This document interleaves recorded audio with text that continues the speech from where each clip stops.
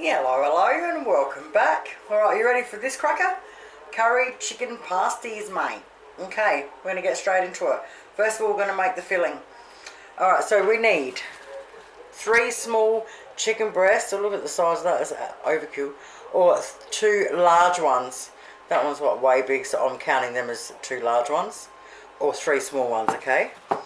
We need a couple of spuds. Oh, where am I on camera? A couple of spuds. Now I really need a couple of carrots, but I've only got one, so one's going to have to do. We need a decent sized onion or a couple of little ones. We need some coriander. We want to chop up 2 tablespoons of fresh coriander.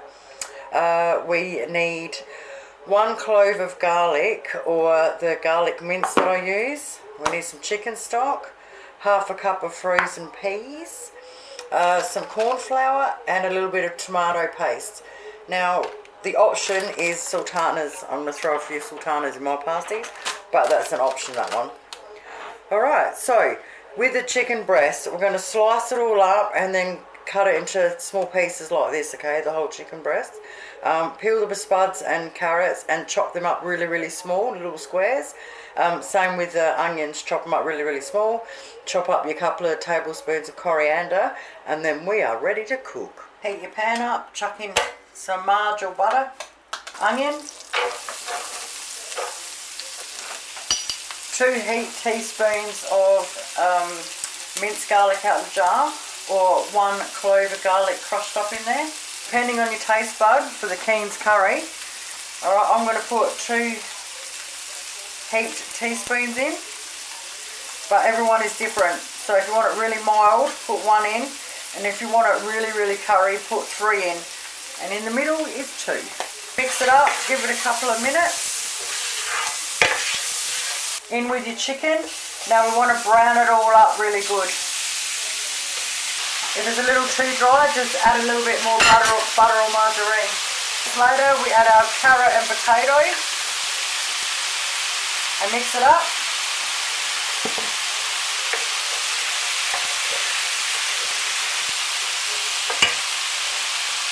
Peas,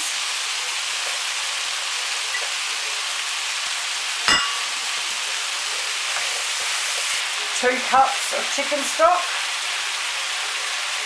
2 tablespoons of tomato paste. Mix it in really well.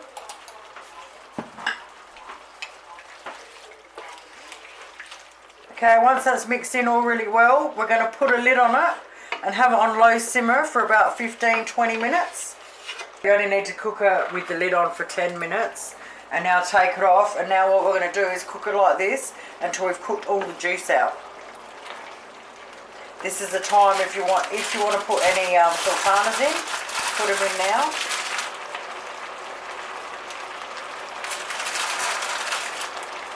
Alright, so make sure you turn it up to a decent heat to cook out all the liquid.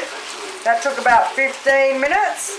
Alright, you're never going to get totally all of it out, but see how that is? That's perfect. Alright, so now what we want to do is throw our coriander through it.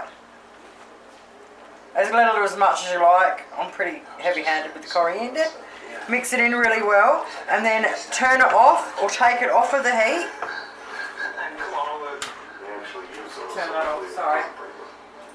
Alright, so yeah, turn it off or take it off of the heat, and now we want to leave it to sit there to go completely cold. As soon as it's completely cold, we can start making our pasties. Alright, you want to preheat your oven at 190 degrees Celsius. You want to get yourself a baking tray with some baking paper ready. Now for tonight, I'm going to make 4 big ones and have them as meals. Now you can do them any size you want. If you want to make the proper moon shape pasties, you just cut your pastry in a circle. But I love pastry and I don't like wasting any of it. So to make big ones, I'm going to do a triangle. To make smaller ones, I'd cut it in a square and fold them over and do 4 triangles for the little ones. So you can do them whatever way you want, or you cut your circles and do your proper shape ones, or a big circle and do big ones. So yeah, I've divided the mixture into 4 to make 4 big ones. Alright, so that's thawed out. Oven's preheated.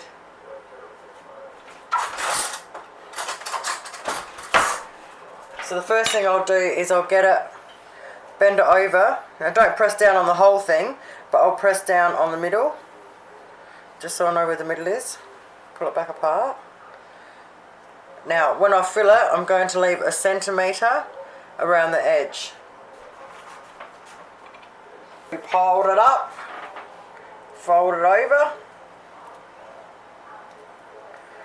touch both sides together, just sort of squeeze it down there. Peel our plastic off. I like leaving it on because it's really easy to pick it up that way and get it off when you go to put it on your tray. Alright, so just pull it out a bit to make it reach over. Just touch on it a little bit, like just press on it a little bit. Make sure it's all level. Alright, then we want to get a fork. Turn it around. And just press all around the edge.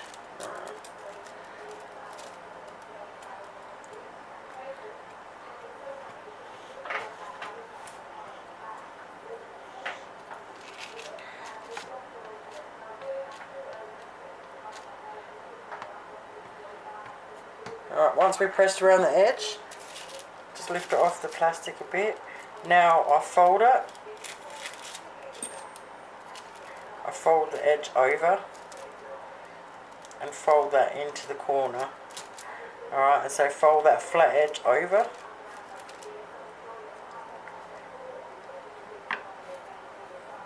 Press it down.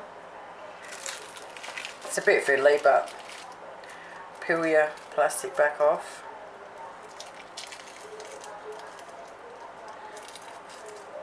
Once you fold it over, get your fork and just do it again, just a little bit over the top of that.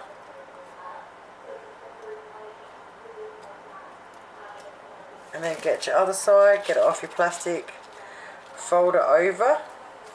Just so you can see. Alright, so I fold.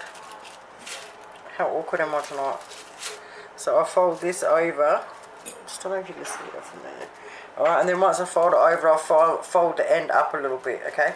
And then keep folding the whole edge over. And then fold it over the top of that one.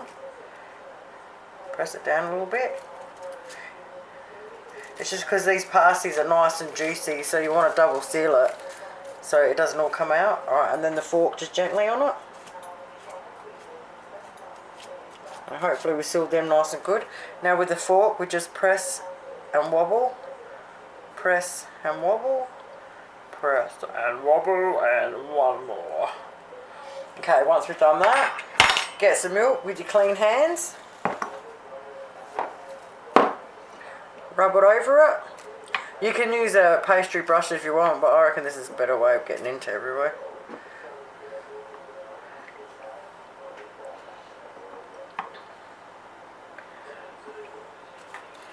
Now, entirely up to you, but I love putting sesame seeds on these, but it's definitely optional. Alright, so once you've done that, if you want sesame seeds, put them on.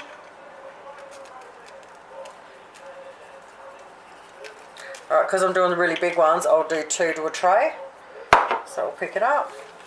So when I go to put it on, I'll just slide it off of the paper, the plastic, onto my hand like so, and then onto the tray. Oh, what a thing of beauty! Alright, as soon as our oven is hot enough, we're going to bang them in. Check these little beauties out. It's a great meal, eh? Something different. They took exactly 30 minutes, the big ones. It looks awesome, doesn't it? Okay, now you can absolutely eat them on their own. You can just smash them on their own. I love having them with salad.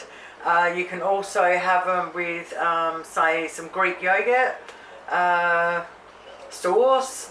There's just so many ways you can do them. Look at that. Oh, that's so good. Once again, see you later.